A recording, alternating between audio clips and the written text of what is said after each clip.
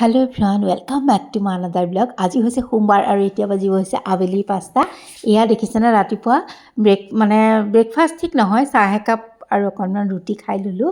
মানে গৰমে গৰমে ৰুটি অকণ এওঁকো দিওঁ চাহৰ লগত, ময়ো অকণমান খাই লওঁ। আৰু তেতিয়া মন এক্টিভ হৈ থাকে আৰু গাটো। আৰু তাৰপিছত এয়া লৈছোঁ বাৰীৰে শাককেইডাল দেওৰে আনি থৈ গৈছিলে। মই বোলো পটককৈ বাছি লওঁ যাতে এওঁকো অকণ খাব দিব পাৰোঁ। সেইফালে বাচিও আছোঁ আৰু এইফালে কেৰাহী এটা উঠাইও দিছোঁ।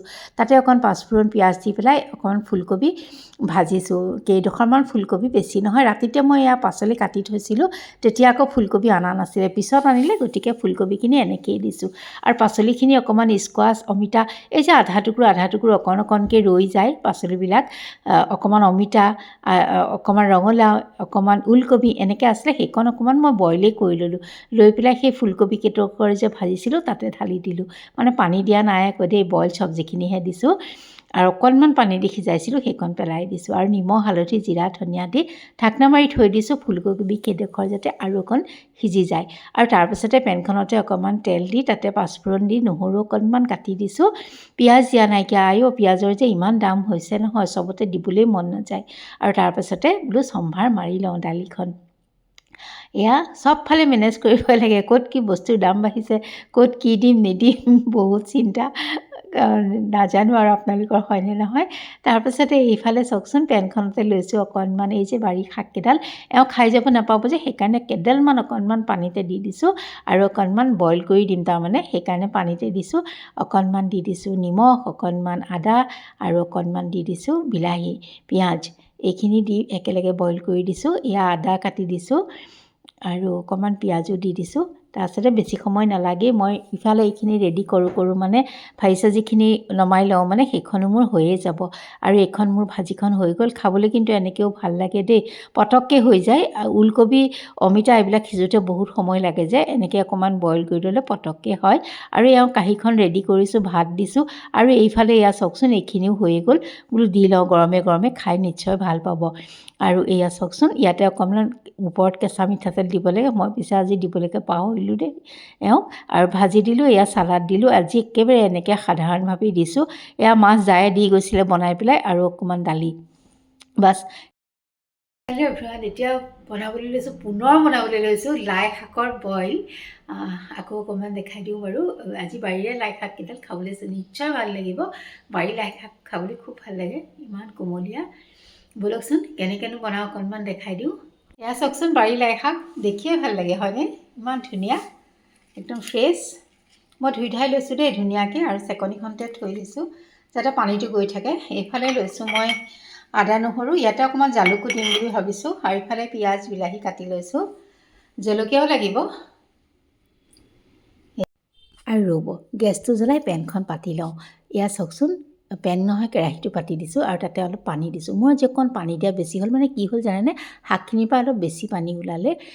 কথা নাই বাৰু, অকণ শুকুৱাই দিলে হৈ যায়। এয়া পানীখিনিতে পিঁয়াজ আৰু বিলাহীখিনি দি দিছোঁ, আৰু সেইখিনি অকণ উতলিবলৈ দি মই আদা নহৰুখিনি খুন্দি লৈছোঁ। আৰু তাৰপাছতে ব'লক, শাকখিনি যে আমি ধুই থৈছিলোঁ সেইখিনিও এতিয়া ধুনীয়াকৈ হাতেৰে ছিঙি মানে মোহাৰি পেলাই ছিঙি এনেকৈ ইয়াতে দি দিছোঁ। সকলোৱে জানেই আৰু তথাপিতো অকণমান দেখাইছোঁ। আৰু তাৰপাছতে শাক দেখাত বহুত যেন লাগে, কিন্তু বইল হোৱাৰ পাছত আকৌ কমিও যায়গৈ। আৰু আজি কি জানানে, গোটেইখিনি বস্তু মই ইয়াতে দি মানে বইল কৰিম, নিমখ অকণ সোৱাদ অনুসৰি দি দিম, বাছ ইমানেই।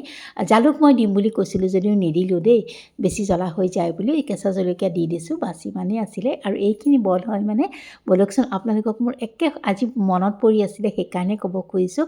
সৰুকালিৰ কথা এটা, মাৰ লগত বজাৰলৈ গৈছিলোঁ, মানে ওচৰতে বজাৰ এখন আছে নাৰেংগী তিনিআলিত।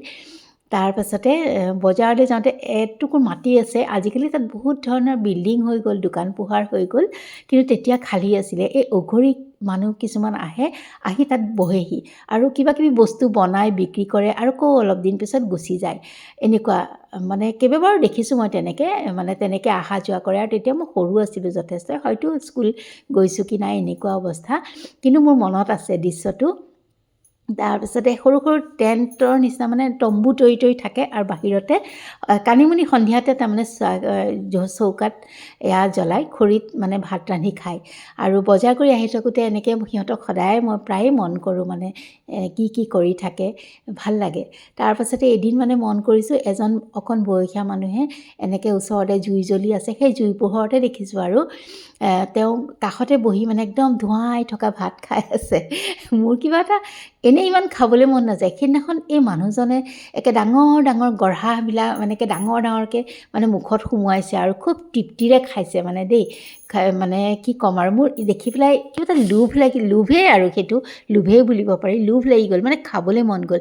সেই মানুহজনে যেনেকৈ গৰম গৰম জুইকুৰাৰ কাষতে বহি ভাত খাই আছে, মোৰ মানে কিবা এটা বেলেগ এয়া লাগিলে যেন তাত বহুত সোৱাদ আছে, ভাল লাগিলে মানে খাবলৈ খুব মন গ'ল।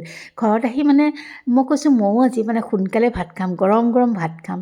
মাটো ভালেই পায় ল'ৰা ছোৱালীয়ে ভাত খাম বুলি ক'লে আৰু ময়ো মানে ভাত খোৱাৰ সময়ত সেই মানুহজনৰ মুখখন মনত পৰিছে আৰু ভাতকেইটা খাই মোৰ বিৰাট সোৱাদ লাগিছে। মই ঠিক তেনেকৈ ডাঙৰ ডাঙৰ গঢ়াকেইটা খাইছোঁ। এনেই খা কৰি থাকিব লাগে, কিন্তু সেইদিনাখন ইমান অনায়াসে খাইছোঁ। আচলতে কি হয় জানেনে, কেতিয়াবা বস্তুবোৰ দেখিলেও মানুহৰ খাবলৈ মন যায় চাগে, মই ভাবোঁ কেতিয়াবা সেই দৃশ্যটো মোৰ চকুৰ আগত ভাহি উঠে। আৰু এয়া মোৰ বইল শাক হৈ গ'ল আৰু ব'লক খায়ো দেখাই দিওঁ কেনেকুৱানো হৈছে, কৈ দিওঁ ব'লক।